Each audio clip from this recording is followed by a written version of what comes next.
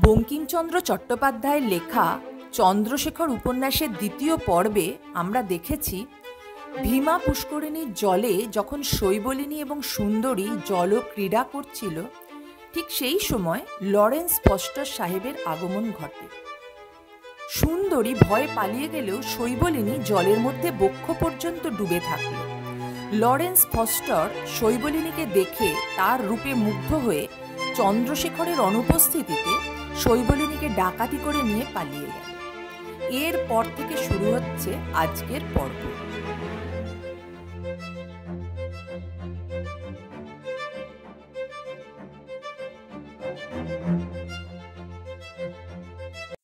Foster স্বয়ং শিবিকা সমভিব্যাহারে লইয়া দূরবর্তিনী ভাগীরথীর তীর পর্যন্ত আসিলেন।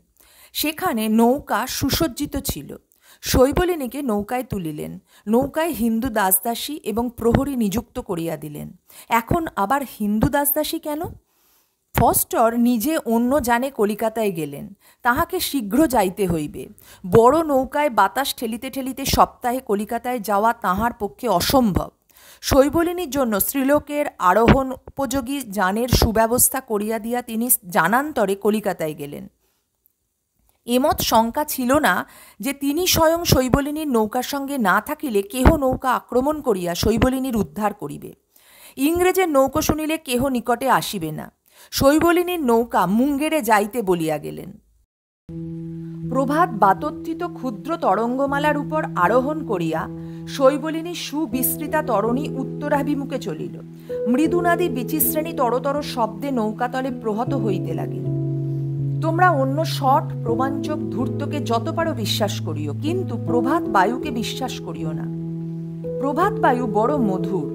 চোরের মতো পা টিপি টিপি আসিয়া এখানে পদ্মটি, ওখানে জুথিকা দাম, সেখানে সুগন্ধি বকুলের শাখা লইয়া ধীরে ধীরে ক্রীড়া করে। কাহাকে গন্ধ আনিয়া দেয়, কাহারও নৈশ অঙ্গগ্লানি হরণ করে, কাহারও চিন্তা সন্তপ্ত ললাট স্নিগ্ধ করে। যুবতীর অলোকরাজি দেখিলে তাহাতে অল্প ফুৎকার দিয়া পলাইয়া যায়। তুমি নৌকারোহী, দেখিতেছ এই ক্রীড়াশীল মধুর প্রকৃতি প্রভাত বায়ু ক্ষুদ্র ক্ষুদ্র বিচিমালায় নদীকে সুসজ্জিতা করিতেছে। আকাশস্থ দুই একখানা অল্প কালো মেঘকে সরাইয়া রাখিয়া আকাশকে পরিষ্কার করিতেছে। তীরস্থ বৃক্ষগুলিকে মৃদু মৃদু নাচাইতেছে। স্নানাব গাহননিরতা কামিনীগণের সঙ্গে একটু একটু মিষ্ট রহস্য করিতেছে। নৌকার তলে প্রবেশ করিয়া তোমার কানের কাছে মধুর সঙ্গীত করিতেছে। তুমি মনে করিলে বায়ু বড় ধীর প্রকৃতি, বড় গম্ভীর স্বভাব, বড় আড়ম্বর শূন্য, আবার সদানন্দ। সংসারে যদি সকলেই এমন হয় তো কি না হয়। দে নৌকা খুলিয়া দে। রৌদ্র উঠিলেও তুমি দেখিলে যে বিচিরাজির উপর রৌদ্র জ্বলিতেছে, সেগুলি পূর্বাপেক্ষা একটু বড় বড় হইয়াছে। রাজহংসগণ তাহার উপর নাচিয়া নাচিয়া চলিতেছে। গাত্র মার্জনে অন্যমনা সুন্দরীদিগের মৃৎকলসী তাহার উপর স্থির থাকিতেছে না, বড় নাচিতেছে। কখনো কখনো ঢেউগুলা স্পর্ধা করিয়া সুন্দরীদিগের কাঁধে চড়িয়া বসিতেছে। আর যিনি তীরে উঠিয়াছেন তাহার চরণ প্রান্তে আছাড়িয়া পড়িতেছে, মাথা কুটিতেছে, বুঝি বলিতেছে দেহিপদ বল্লভ মুদারং। নিতান্ত পক্ষে পায়ের একটু অলক্তক রাগ ধুইয়া লইয়া অঙ্গে মাখিতেছে। ক্রমে দেখিবে বায়ুর ডাক একটু একটু বাড়িতেছে। আর সে জয়দেবের কবিতার মতো কানে মিলাইয়া যায় না। আর সে ভৈরবী রাগিনীতে কানের কাছে মৃদু বীণা বাজাইতেছে না। ক্রমে দেখিবে বায়ুর বড় গর্জন বাড়িল, বড় হুহুঙ্কারের ঘটা। তরঙ্গ সকল হঠাৎ ফুলিয়া উঠিয়া মাথা নাড়িয়া আছড়াইয়া পড়িতে লাগিল, অন্ধকার করিল। প্রতিকূল বায়ু নৌকার পথ রোধ করিয়া দাঁড়াইল। নৌকার মুখ ধরিয়া জলের উপর আছড়াইতে লাগিল, কখনো বা মুখ ফিরাইয়া দিল। তুমি ভাব বুঝিয়া পবনদেবকে প্রণাম করিয়া নৌকা তীরে রাখিলে। শৈবলিনীর নৌকার দশা ঠিক এইরূপ ঘটিল।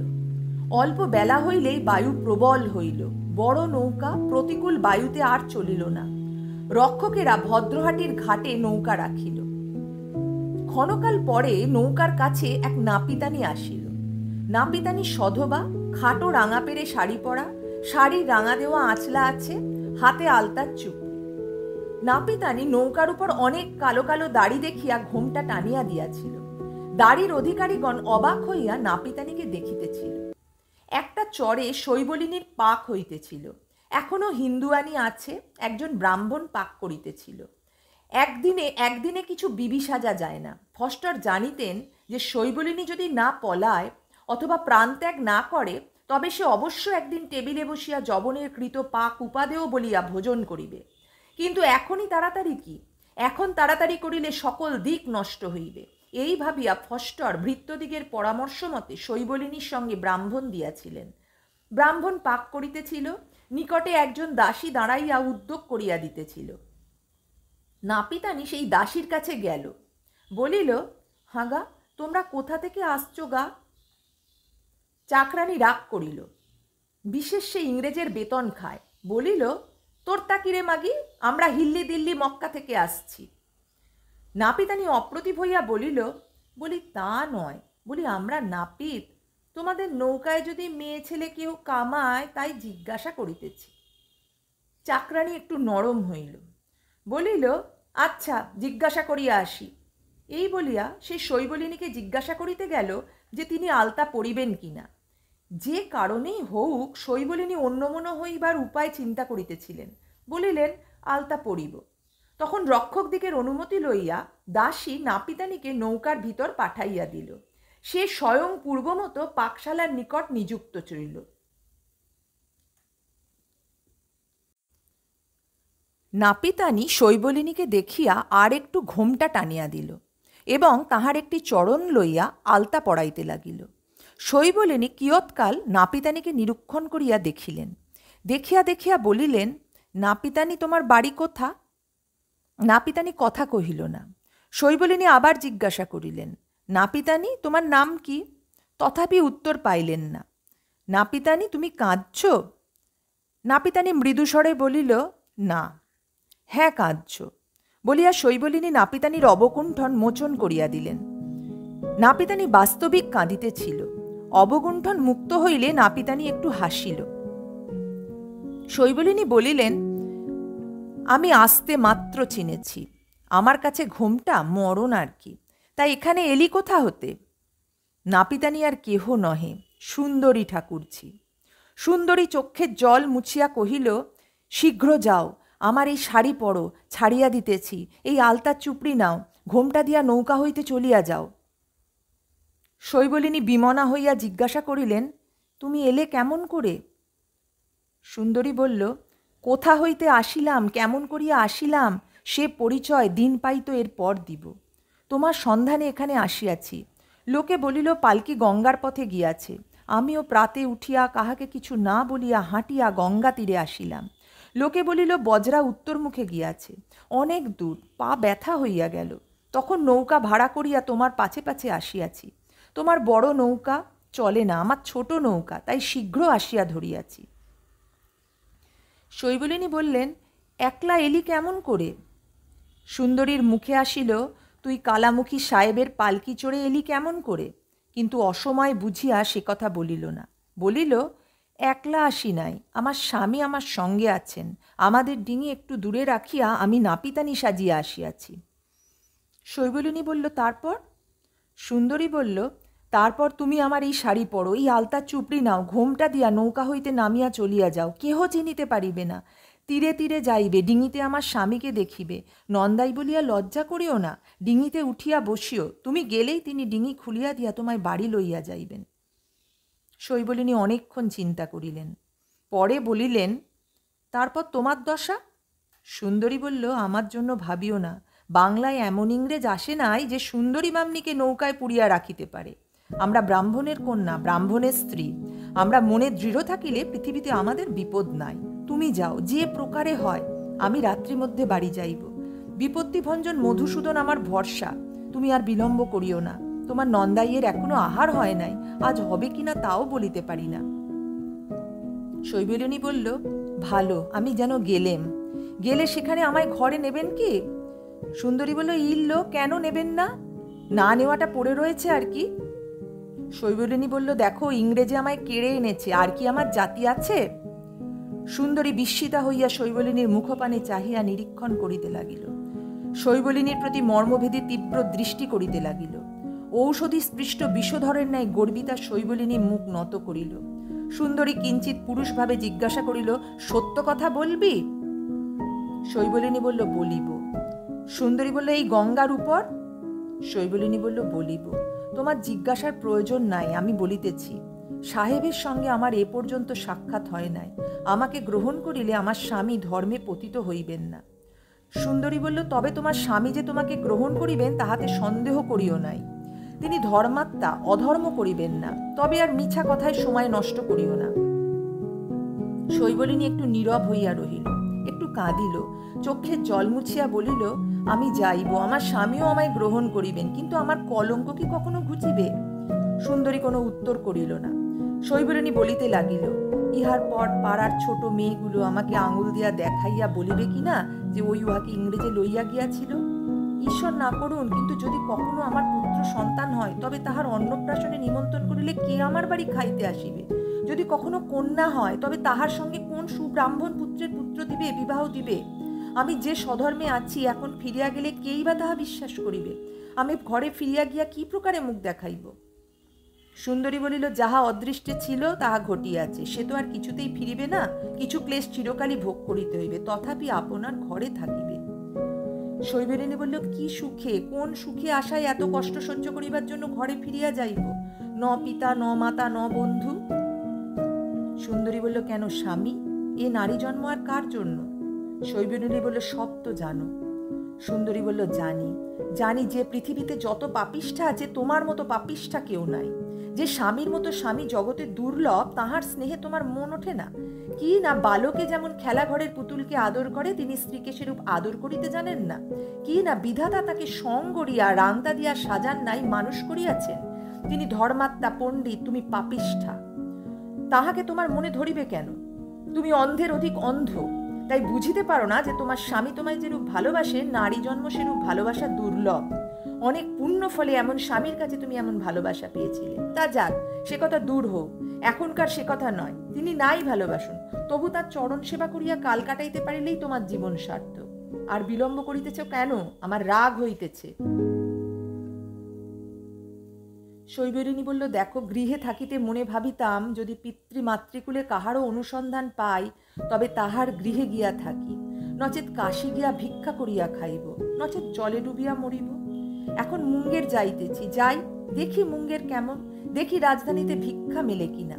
মরিতে হয়, না হয় মরিব, মরণ তো হাতেই আছে। এখন আমার মরণ বই আর উপায় কি? কিন্তু মরি আর বাঁচি, আমি প্রতিজ্ঞা করিয়াছি, আর ঘরে ফিরিব না। তুমি অনর্থক আমার জন্য এত ক্লেশ করিলে, ফিরিয়া যাও, আমি যাইব না। মনে করিও আমি মরিয়াছি, আমি মরিব তাহা নিশ্চয় জানিও, তুমি যাও। তখন সুন্দরী আর কিছু বলিল না, রোদন সম্বরণ করিয়া গাত্রোত্থান করিল। বলিল, ভরসা করি তুমি শীঘ্র মরিবে। দেবতার কাছে কায় মনোবাক্যে প্রার্থনা করি, যেন মরিতে তোমার সাহস হয়। মুঙ্গেরে যাইবার পূর্বেই যেন তোমার মৃত্যু হয়। ঝড়ে হোক, তুফানে হোক, নৌকা ডুবিয়া হোক, মুঙ্গেরে পৌঁছিবার পূর্বেই যেন তোমার মৃত্যু হয়। এই বলিয়া সুন্দরী নৌকা মধ্য হইতে নিষ্ক্রান্তা হইয়া আলতার চুপড়ি জলে ছুঁড়িয়া ফেলিয়া দিয়া স্বামীর নিকট প্রত্যাবর্তন করিল।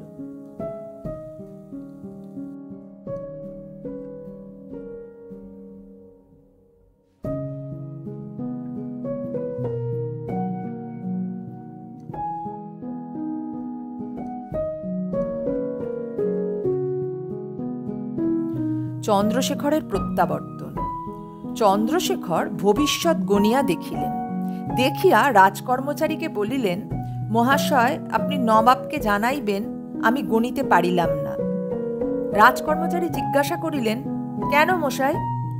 চন্দ্রশেখর বলিলেন, সকল কথা গণনায় স্থির হয় না। যদি হইত তবে মনুষ্য সর্বজ্ঞ হইত। বিশেষ জ্যোতিষে আমি অপারদর্শী। রাজপুরুষ বলিলেন, অথবা রাজার অপ্রিয় সংবাদ বুদ্ধিমান লোকে প্রকাশ করে না। যাহাই হোক, আপনি যেমন বলিলেন, আমি সেইরূপ রাজ সমীপে নিবেদন করিব। চন্দ্রশেখর বিদায় লইলেন। রাজকর্মচারী তাহার পাথেয় দিতে সাহস করিলেন না। চন্দ্রশেখর ব্রাহ্মণ এবং পণ্ডিত, কিন্তু ব্রাহ্মণ পণ্ডিত নহেন, ভিক্ষা গ্রহণ করেন না, কাহারও কাছে দান গ্রহণ করেন না।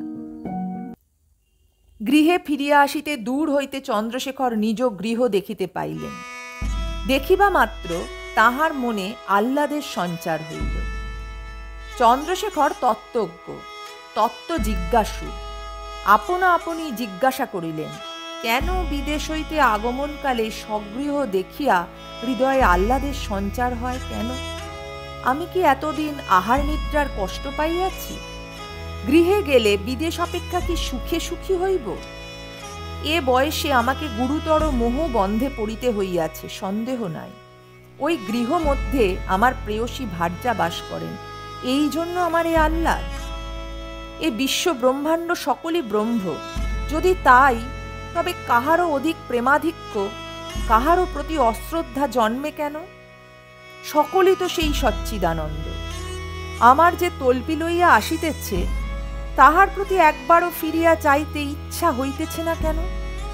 আর সেই উৎফুল্ল কমলাননার মুখপদ্ম দেখিবার জন্য এত কাতর হইয়াছি কেন?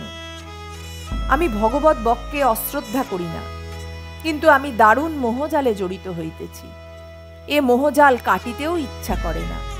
যদি অনন্তকাল বাঁচি, তবে অনন্তকাল এই মোহে আচ্ছন্ন থাকিতে বাসনা করিব। কতক্ষণে আবার শৈবলিনীকে দেখিব? অকস্মাৎ চন্দ্রশেখরের মনে অত্যন্ত ভয় সঞ্চার হইল। যদি বাড়ি গিয়া শৈবলিনীকে না দেখিতে পাই? কেন দেখিতে পাইব না? যদি পীড়া হইয়া থাকে? পীড়া তো সকলেরই হয়, আরাম হইবে। চন্দ্রশেখর ভাবিলেন, পীড়ার কথা মনে হওয়াতে এত অসুখ হইতেছে কেন? কাহার না পীড়া হয়? তবে যদি কোনো কঠিন পীড়া হইয়া থাকে? চন্দ্রশেখর দ্রুত চলিলেন। যদি পীড়া হইয়া থাকে, ঈশ্বর শৈবলিনীকে আরাম করিবেন, স্বস্তায়ন করিব। যদি পীড়া ভালো না হয়? চন্দ্রশেখরের চক্ষে জল আসিল। ভাবিলেন, ভগবান আমায় এ বয়সে রত্ন দিয়া আবার বঞ্চিত করিবেন? তাহারই বা বিচিত্র কি? আমি কি তাহার এতই অনুগৃহীত যে তিনি আমার কপালে সুখ বই দুঃখ বিধান করিবেন না? হয়তো ঘোরতর দুঃখ আমার কপালে আছে। যদি গিয়া দেখি শৈবলিনী নাই, যদি গিয়া শুনি যে শৈবলিনী উৎকট রোগে প্রাণত্যাগ করিয়াছে, তাহা হইলে আমি বাঁচিব না। চন্দ্রশেখর অতি দ্রুত পদে চলিলেন। পল্লী মধ্যে পৌঁছিয়া দেখিলেন, প্রতিবেশীরা তাহার মুখ প্রতি অতি গম্ভীরভাবে চাহিয়া দেখিতেছে। চন্দ্রশেখর সে চাহনির অর্থ বুঝিতে পারিলেন না। বালকেরা তাহাকে দেখিয়া চুপি চুপি হাসিল। কেহ কেহ দূরে থাকিয়া তাহার পশ্চাৎবর্তী হইল। প্রাচীনেরা তাহাকে দেখিয়া পশ্চাৎ ফিরিয়া দাঁড়াইল। চন্দ্রশেখর বিস্মিত হইলেন, ভীত হইলেন, অন্যমনা হইলেন। কোনো দিকে না চাহিয়া আপন গৃহদ্বারে আসিয়া উপস্থিত হইলেন। দ্বার রুদ্ধ। বাহির হইতে দ্বার ঠেলিলে ভৃত্য বহির্বাটির দ্বার খুলিয়া দিল। চন্দ্রশেখরকে দেখিয়া ভৃত্য কাঁদিয়া উঠিল। চন্দ্রশেখর জিজ্ঞাসা করিলেন, কি হয়েছে? ভৃত্য কিছু উত্তর না করিয়া কাঁদিতে কাঁদিতে চলিয়া গেল। চন্দ্রশেখর মনে মনে ইষ্ট দেবতাকে স্মরণ করিলেন। দেখিলেন উঠানে ঝাঁট পড়ে নাই, চণ্ডীমণ্ডপে ধুলা, স্থানে স্থানে পোড়া মশাল, স্থানে স্থানে কবাট ভাঙা। চন্দ্রশেখর অন্তঃপুর মধ্যে প্রবেশ করিলেন। দেখিলেন সকল ঘরের দ্বার বাহির হইতে বন্ধ। দেখিলেন পরিচারিকা তাহাকে দেখিয়া সরিয়া গেল। শুনিতে পাইলেন সে বাটির বাহিরে গিয়া চিৎকার করিয়া কাঁদিতে লাগিল। তখন চন্দ্রশেখর প্রাঙ্গণ মধ্যে দাঁড়াইয়া অতি উচ্চ ঈশ্বরে বিকৃত কণ্ঠে ডাকিলেন, শৈবলিনী! কেহ উত্তর দিল না। চন্দ্রশেখরের বিকৃত কণ্ঠ শুনিয়া রুদ্রমনা পরিচারিকাও নিস্তব্ধ হইল। চন্দ্রশেখর আবার ডাকিলেন। গৃহ মধ্যে ধ্বনি প্রতিধ্বনিত হইতে লাগিল। কেহ উত্তর দিল না। তখন শৈবলিনীর চিত্রিত তরণীর উপর গঙ্গাম্বু সঞ্চারী মৃদু পবন হিল্লোলে ইংরেজের লাল নিশান উড়িতেছিল, মাঝিরা শাড়ি গাইতেছিল।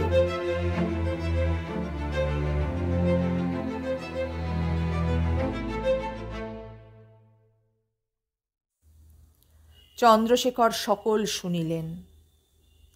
তখন চন্দ্রশেখর সযত্নে গৃহ প্রতিষ্ঠিত শালগ্রাম শিলা সুন্দরীর পিতৃগৃহে রাখিয়া আসিলেন। তৈজস, বস্ত্র প্রভৃতি গার্হস্থ্য দ্রব্যজাত দরিদ্র প্রতিবাসীদিগের ডাকিয়া বিতরণ করিলেন। সায়াহ্নকাল পর্যন্ত এই সকল কার্য করিলেন। সায়াহ্নকালে আপনার অধীত, অধ্যয়নীয়, শোণিততুল্য প্রিয় গ্রন্থগুলি সকল একে একে আনিয়া একত্রিত করিলেন, একে একে প্রাঙ্গণ মধ্যে সাজাইলেন। সাজাইতে সাজাইতে এক একবার কোনোখানি খুলিলেন, আবার না পড়িয়াই তাহা বাঁধিলেন। সকলগুলি প্রাঙ্গণে রাশীকৃত করিয়া সাজাইলেন, সাজাইয়া তাহাতে অগ্নি প্রদান করিলেন। অগ্নি জ্বলিল, পুরাণ, ইতিহাস, কাব্য, অলঙ্কার, ব্যাকরণ ক্রমে ক্রমে সকলই ধরিয়া উঠিল। মনু, যাজ্ঞবল্ক্য, পরাশর প্রভৃতি, স্মৃতি, ন্যায়, বেদান্ত, সাংখ্য প্রভৃতি দর্শন, কল্পসূত্র, আরণ্যক, উপনিষদ একে একে সকলই অগ্নিপৃষ্ট হইয়া জ্বলিতে লাগিল। বহু যত্ন সংগৃহীত, বহুকাল হইতে অধীত সেই অমূল্য গ্রন্থরাশির ভগ্নাবশেষ হইয়া গেল। রাত্রি 1 প্রহরে গ্রন্থদাহ সমাপন করিয়া চন্দ্রশেখর উত্তরীয় মাত্র গ্রহণ করিয়া ভদ্রাসন ত্যাগ করিয়া গেলেন। কোথায় গেলেন কেহ জানিল না, কেহ জিজ্ঞাসা করিল না।